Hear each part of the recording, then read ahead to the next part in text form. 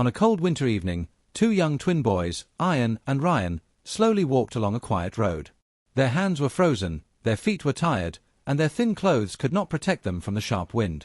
They had spent the whole day selling small items, candies, balloons, and some old toys, to earn a little money for their sick mother. Their shoes were broken, the soles almost coming off, and every step felt heavy. But even with all this pain, both boys kept a small smile on their faces. They always told each other, "Tomorrow will be better." They believed it with all their hearts. They believed that no matter how hard life was, something good would come one day. The sky above them was turning darker. The air felt colder, and the streets around them were empty. Only the sound of their footsteps could be heard. Still, they walked with hope, dreaming that maybe tomorrow they would sell more items, maybe tomorrow they could buy their mother proper medicine, maybe tomorrow something magical would happen. They had learned early in life that hope was the only thing that kept them moving. As they turned around a bend, Ian suddenly stopped. "Look," he whispered, pointing ahead. Ryan followed his gaze and saw a shiny black luxury car standing on the side of the lonely road. Its headlights were on, but the car was not moving. The boys slowly walked closer, feeling a mix of fear and curiosity. They had never seen such an expensive car from so close. Its body shined like a mirror, and it looked completely out of place in their poor neighborhood. Near the car stood a tall, well-dressed man. He looked frustrated, worried, and slightly angry. He was bending down near the tire, trying to fix something. The boys looked closely and realized the car had a flat tire. The man was struggling with the tools, clearly not used to fixing things with his own hands. His expression showed he had no idea what he was doing. Ian and Ryan exchanged a quick look. Rich people usually ignored them. Sometimes rich drivers shouted at them to move away from their cars. Sometimes they even looked at the boys as if they were invisible. So the twins hesitated. Should they go? Should they offer help? Maybe the man would get angry. Maybe he would think they were trying to steal something. They were just poor boys, after all. Who would believe they only wanted to help? But then, in that moment of doubt, Ryan quietly said, "Maybe we should help him. Mom always says we should help people when we can." Ian nodded. They always remembered their mother's words. Even in her sickness, she taught them kindness. She taught them that goodness never goes to waste, even if life seems unfair. So with small steps and nervous hearts, the twins walked closer toward the luxury car. The man heard footsteps and quickly turned around. His sharp eyes looked at the boys from head to toe. His suit was expensive, his watch shining, and his shoes spotless. He clearly belonged to a world far beyond anything the boys had ever known. He frowned slightly and said, "What are you two doing here?" His voice was cold, but not cruel. The twins froze for a moment. Ian swallowed hard. "Sir, your tire is flat," he said softly. "Yes, I can see that," the man replied, irritated. He tried again to turn the tool but failed. The metal slipped from his hand, and he sighed in frustration. It was clear he had never changed a tire in his life. Ryan took a tiny step forward. "Sir, we can help," he said in a gentle voice. The man raised an eyebrow. Do you even know what you're doing?" His tone carried doubt, and maybe a little disbelief. The boys nodded. They had helped mechanics in their neighborhood before to earn a few extra coins. They knew how to fix simple things. Life had taught them many skills. Ian said, "We can try, sir. We can help you change the tire." The man looked at their broken shoes, their thin sweaters, their small hands turning red from the cold.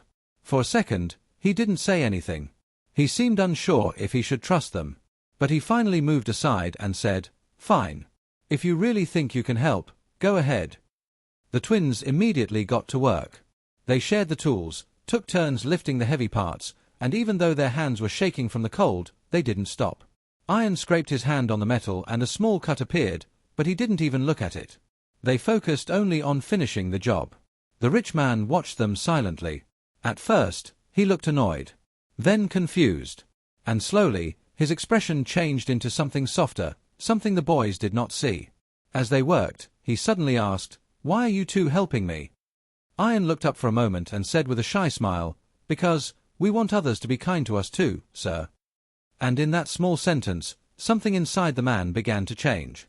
After the twins finished fixing the tire, the man stood silently, watching them with an expression that neither Ian nor Ryan could read. The boys stepped back and wiped their cold, dusty hands on their worn-out pants. They looked nervous, unsure if the man would praise them or scold them. Iron gently closed the toolbox and said, "It's done, sir." His voice was soft, almost shaky. For a few seconds, the man didn't speak. His eyes traveled from the tire to the boys' shivering bodies. The cold wind pushed against them, yet they stood still, waiting respectfully. Finally, the man reached into his pocket and pulled out some money. He extended his hand and said, "Take this. It's for your help." But to the man's surprise, the twins exchanged a quick glance and stepped back. Ryan shook his head politely. "No, sir, we didn't help for money," he said quietly. Iron added, "We only wanted to do something good." The man blinked, clearly shocked. He wasn't used to this. He lived in a world where people helped only for payment or to gain something. No one refused his money, no one. But these two poor boys, with torn clothes and empty pockets, were turning down a reward. He didn't know what to say. He simply lowered his hand and looked at them with new interest. "Why?" the man asked slowly. "Why refuse it when you clearly need it?" Ryan gave a small smile. "Sir, our mother taught us that if we help someone, kindness will come back to us someday. Maybe not today, maybe not tomorrow, but it will come." The man felt something stir in his chest. Their words, so simple yet so pure, touched him deeply. He was not a cruel man, but he had forgotten what kindness looked like without conditions. Standing there, watching these boys trembling in the cold, refusing money they desperately needed, he felt something he hadn't felt in years: respect. The boys stepped back and said politely, "We should go home now, sir. Our mother is waiting." The man nodded slowly and watched as they walked away. Their steps were small, their bodies looked fragile, but they walked with strength, as if their hearts were bigger than their problems. Curiosity pulled at him. He quietly got into his car and slowly followed them at a distance. He didn't want to frighten them, he simply wanted to know where they lived. Something inside him needed to understand their world. The twins walked through narrow, broken streets, passing old houses with cracked walls. The man kept following, staying far enough to not be noticed. After a few minutes, the boys entered a tiny house with a rusted metal door. The lights inside flickered weakly. Through a small window, he saw a woman lying in bed, coughing hard. The boys rushed to her, placing their small earnings beside her pillow and covering her with a thin blanket. The man sat in his car, watching with a heavy heart. He noticed how the boys smiled and tried to cheer up their mother, even though they were exhausted. He noticed the medicine bottle beside the bed, almost empty. And he noticed how the boys pretended to be strong so their mother wouldn't worry. For the first time in years, the man felt his throat tighten. He had everything: money, comfort, luxury, but these children had nothing except kindness and love. And yet, they gave more than most adults he knew. He leaned back in his seat and whispered to himself, why didn't they take the money? They could have bought medicine. The answer came to him immediately, because their hearts were pure. As he watched them help their mother sit up, adjust her blanket, and give her water, something inside the man shifted. He felt guilt. He felt admiration. And he felt a strong desire to do something meaningful. He took out his phone and made a call. His voice was serious, firm, and filled with a determination he hadn't felt in years. "I need you to prepare something," he told the person on the other end. "Big. Something important." There was a pause. "For whom, sir?" the person asked. The man's eyes remained fixed on the twins through the window. "For two little boys," he said softly. "And their mother." He hung up the phone and continued watching as the boys prepared a simple dinner, just bread and tea. Their mother tried to smile, but her face showed pain. The boys fed her carefully, whispering comforting words, telling her that everything would be okay. Their love filled the broken house like warm light. The man sat quietly in his car, feeling a heaviness in his heart. He had never seen such innocence, such honesty, such pure goodness. He knew one thing with certainty: he could not leave them like this. He could not drive away and forget what he saw. Not after the kindness they showed him. The wind outside grew colder, but inside the man's heart, something warm began to grow, something he had forgotten long ago. He took one last look at the house before starting his engine. As he drove away, he said to himself, "Tomorrow, I will change their lives." And with that promise, he disappeared into the night. The next morning arrived slowly. A thin ray of sunlight passed through the broken window of the twins' small house. Ian and Ryan woke up early, just like they did every day. Their bodies were tired, but they did not complain. They quietly got ready, trying not to disturb their mother who was still sleeping. Her breathing was weak, and her face looked pale. The boys covered her gently with a thin blanket and whispered, "We will be back soon, Mama." They stepped outside into the chilly morning air. The neighborhood was still quiet. Some houses were still dark, some already awake with the sound of people preparing for another difficult day. The twins carried their small bag of items to sell, candies, balloons, and old toys they collected from markets. It wasn't much, but it was all they had. As they walked, their minds kept returning to the rich man from the night before. His face, his confused expression, his silence, it all felt strange. Ian looked at Ryan and asked, "Do you think he reached home safely?" Ryan nodded. Yes. He had a big car. Big cars never have problems, only small people like us do. Ian smiled sadly. He hoped the man was safe, but he didn't expect anything more. Rich people didn't think about boys like them. Last night was probably already forgotten for him. They helped him, and that was enough. But far away, in a big house in the city, the man was thinking about them constantly. Meanwhile, the boys reached the market. They stood in their usual place, near a small tea stall. They greeted people kindly, offering their items with hopeful smiles.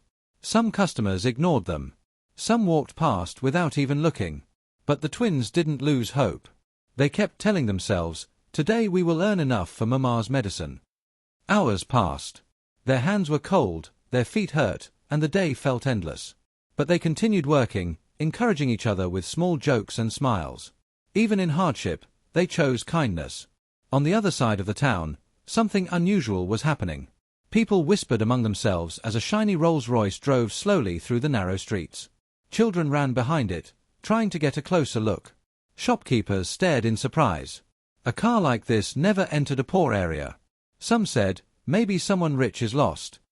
Others laughed, "Maybe they came to buy the whole neighborhood." But no one knew the truth. The driver stopped the car in the exact neighborhood where the twins lived. He checked an address on a paper and nodded. Then he called someone inside the car. "Sir, we are here," he said quietly. A moment later, the door opened, and the same rich man stepped out, the very man whose tire the twins had fixed.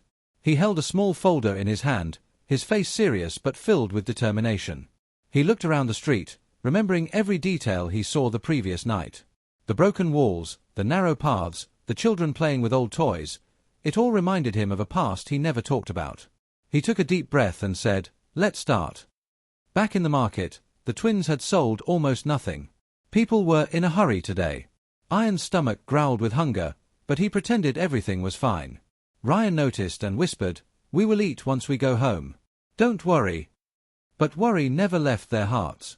When the sun began to set, the boys decided to return home. They felt disappointed, but they tried to stay positive.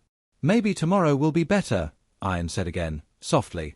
They walked slowly through the narrow roads. As they reached their street, they heard a strange sound, a deep engine noise. The boys exchanged confused looks. "What's that sound?" Ryan asked. "It sounds like a big car," Ian replied. As they turned the corner, both boys froze. Parked right in front of their tiny house was the same Rolls-Royce they had seen on the road last night. Its polished body reflected the evening light, making it look almost unreal in their poor neighborhood. All the neighbors were standing outside, whispering, pointing, and staring at the luxury car. The twins' hearts raced. "Why is he here?" Ryan whispered. Before they could step forward, one of the neighbors rushed toward them. "Ian! Ryan! Someone rich is at your house. He said he's waiting for you." The boys' eyes widened. Their small legs felt weak. They slowly moved forward, pushing through the crowd of curious onlookers. Every step felt heavier. The car door opened gently, and the rich man stepped out. He looked cleaner, calmer, and richer than ever, but there was warmth in his eyes that the boys had not seen before. He smiled slightly and said, "Hello, boys." The twins stood frozen, unable to speak. Their fear mixed with confusion. Ian finally whispered, "Sir, did we do something wrong?" The man chuckled softly. "No," he said gently. "You did something right. Something I cannot forget." People around them gasped. What could two poor boys possibly have done to impress a billionaire? The man walked toward them slowly, his polished shoes touching the dusty ground without hesitation. "I came to see you," he said. "I came because your kindness changed something inside me." The boys looked at each other, unsure if they were dreaming. The man took a deep breath and added, "And I didn't come empty-handed." He tapped the trunk of the Rolls-Royce. Slowly, the trunk began to open. Inside it was something so surprising, so unbelievable, that the entire neighborhood fell silent. And the twins could only stare, with wide eyes and shaking hands, wondering how their lives were about to change forever. The trunk of the Rolls-Royce slowly opened, and the twins could hardly believe their eyes. Inside were boxes filled with food, warm clothes, and medicine. There were neatly wrapped blankets, shoes that looked strong enough to last years, and even school supplies for both Ian and Ryan. Their mouths opened slightly in shock. Their small hands reached toward the gifts, but they froze, unsure if this was real. The neighbors whispered among themselves, "Who would ever give so much to poor kids? This is unbelievable. It must be a miracle." The rich man stepped closer. He smiled gently and said, "Boys, I wanted to give you something. Not just for helping me, but for who you are." Ian's lips trembled. "Sir, we don't know what to say," he whispered. The man nodded. "You don't have to say anything. Your actions already speak louder than words." He handed the twins a small envelope. Ian opened it carefully. Inside was a letter, written in neat handwriting. It said, "Dear Ian and Ryan, your kindness has touched my heart. You helped a stranger without expecting anything in return. That is rare in this world. I want to help you and your family now. Use these gifts to stay warm, stay healthy, and go to school. One day, I hope you continue to help others, just like you helped me." Ryan read the letter silently, tears welling in his eyes. He looked at Ian, who was shaking. "Ian, this is real," he said softly. The man continued, "But that's not all. I want to help your mother too. I know she is sick. I want her to get proper treatment and care. And I want to repair your home so you don't have to live in these conditions anymore." The boys could hardly breathe. Their mother had always worried about them, always worried about surviving each day. But now, this stranger was offering a hope they had never imagined. The man gently said, "Come with me tomorrow. I will take care of everything. You don't have to worry anymore." A neighbor whispered, "This is unbelievable. He's helping them." Others nodded in agreement, their faces filled with awe. The twins slowly approached the car. They looked back at their tiny house, the place where they had struggled every day, and then at their mother, who was standing at the doorway, watching with tears in her eyes. Her hands were weak, but she clutched them together, as if praying silently. Ian spoke first, his voice breaking, "Sir, we don't know how to thank you." The man shook his head. "No thanks needed. I am just doing what I should have done a long time ago. Your kindness reminds me of someone who helped me when I was young, when I had nothing. I want to pass it forward." The twins exchanged a look. They had never expected anything like this. They had only tried to help a man with a flat tire, and now their lives were about to change forever. The rich man gestured toward the boxes in the trunk. "Take these home tonight. Eat. Sleep warmly. Tomorrow, we will start fixing everything. I promise, your family will have a better life." Ian picked up a blanket carefully, almost afraid to touch it. "Mama will be so happy," he whispered. Ryan picked up a pair of shoes. "And we can go to school properly," he said, eyes shining with hope. The boys carried the gifts inside their small house. Their mother could hardly believe her eyes. She touched each item carefully, as if it were a dream. Where did all this come from?" she asked, her voice shaking. Ian and Ryan looked at each other, then at the man standing outside. Someone wants to help us," Ian said softly. Their mother's eyes filled with tears. God is listening," she whispered. The rich man smiled and said, "No, it's not God this time. It's human kindness. And your sons taught me that lesson." That night, the twins and their mother sat together around the small dinner they could make with the food from the boxes. The warmth of the blankets, the simple joy of having enough to eat, and the hope for tomorrow filled their hearts. And far away, in the shiny Rolls-Royce, the man watched silently, a quiet smile on his face. He knew the real work had only just begun, but for now, he was content. He had changed their world forever, and in return, they had reminded him of the power of kindness, the power of hope, and the power of simple, good hearts. The neighborhood buzzed with excitement. People whispered about the unbelievable event, but the twins didn't care about attention. They only cared about their mother's smile, their warm house, and the hope they had for tomorrow. The man finally got into his car, started the engine, and drove away slowly. He looked back one last time at the twins' house, shining faintly in the evening light, and whispered softly, "Be good. Always be good." The twins sat together that night, holding each other's hands. They could hardly sleep, not from fear, but from excitement. Tomorrow, everything would change. Tomorrow, life would be different. And for the first time in a long time, they believed that goodness and kindness truly could change the world.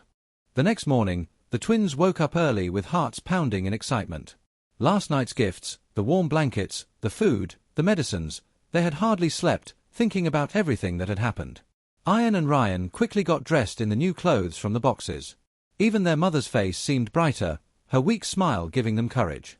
Today, something big was about to happen, though they didn't fully understand what it would be. As they stepped outside, the street was quiet. But soon, they heard the familiar roar of a powerful engine. The Rolls-Royce was back. Their hearts raced. This time, there was no fear, only hope. The rich man stepped out, wearing the same calm smile as yesterday. He gestured toward the boys. "Come with me," he said gently. The twins held each other's hands and slowly walked toward him. Their mother stood at the doorway, watching silently, her hands pressed together as if in prayer. She said nothing, but her eyes shone with tears. The man opened the car trunk. Inside were more surprises: papers for hospital appointments, documents to repair and renovate their house, and a check large enough to cover all expenses for years. The boys could hardly believe it. Their mother gasped, touching the papers gently. "Is this real?" she whispered. The man smiled and nodded. "Yes, it's real. I want to help you and your family. You have suffered enough. Your kindness taught me something I had forgotten, that the purest hearts are the ones that give without asking for anything in return." Ian looked at Ryan and whispered, "Mama, everything will be fine now." Ryan nodded, tears streaming down his cheeks. Their mother pulled them both into a hug, holding them tightly. For the first time in years, she felt safe, she felt hope. The man explained what he had planned. "First, your mother will get proper treatment. I have arranged for the best doctors. Second, your house will be repaired so you don't have to live in these conditions anymore. Third, I want both of you to go to school properly. You will have everything you need to learn and grow." The twins could hardly speak. They had never imagined a future like this. They had only tried to help a man on the road, a stranger, and now, their lives were changing forever. The neighbors had gathered again, whispering and staring. Many were in shock, some smiling with hope. They had seen two poor boys transformed overnight, and it gave them a sense of belief in goodness. The man turned to the twins and said, "Remember, it's not about the money or gifts. It's about your hearts. Never forget the kindness that brought this to you." Ian took a deep breath. We will never forget, sir. We promise." The man nodded and looked at their mother. "You are a strong woman. Your children are brave and kind. Together, you will have a better life." Their mother could barely speak. She held her son's hands and whispered, God is watching over us." The man smiled softly. "No, sometimes, God sends help through people. Today, that's me. But one day, maybe your sons will help someone else in need, and the cycle of kindness will continue." He handed Ian a small envelope. "This is for school supplies, uniforms, and anything else you need. Always remember, knowledge is power, and it will help you change your life even more." Ryan's eyes widened as he held the envelope. "We will work hard, sir. We promise." The man nodded and stepped back. "Good. Now go home and enjoy today. Your life is about to change, but never forget your heart. That is the most important thing." The twins ran to their house, carrying the supplies and gifts. Their mother stood at the doorway, tears streaming freely. For the first time in years, the little house felt warm, filled with hope, love, and a promise of a better tomorrow. That evening, the man drove away slowly, looking back one last time. A small smile crossed his face. He had given them more than material things, he had given them hope. And in return, the twins' courage and kindness had reminded him of the beauty of human hearts. The twins sat with their mother that night, holding hands, hugging each other, and crying quietly, not from sadness, but from relief and joy. The house was still small, but it was filled with warmth. The blankets were soft, the food plentiful, and the thought that tomorrow would be different gave them strength. Ian whispered, "Ryan, do you think life will always be like this now?" Ryan smiled, "I don't know, Ian, but I know that being kind changes everything." Their mother hugged them tightly, whispering prayers of thanks. "My sons, you are my hope, and now the world will see your goodness too." Outside, the stars shone in the dark sky, as if celebrating the miracle that had happened. And though the rich man had gone, his kindness had planted a seed of hope, a lesson that would stay with the twins forever, that even the smallest act of goodness can create miracles beyond imagination. And from that day, Ian and Ryan never forgot the lesson their hearts had taught them, the lesson that kindness, courage, and hope could truly change a life.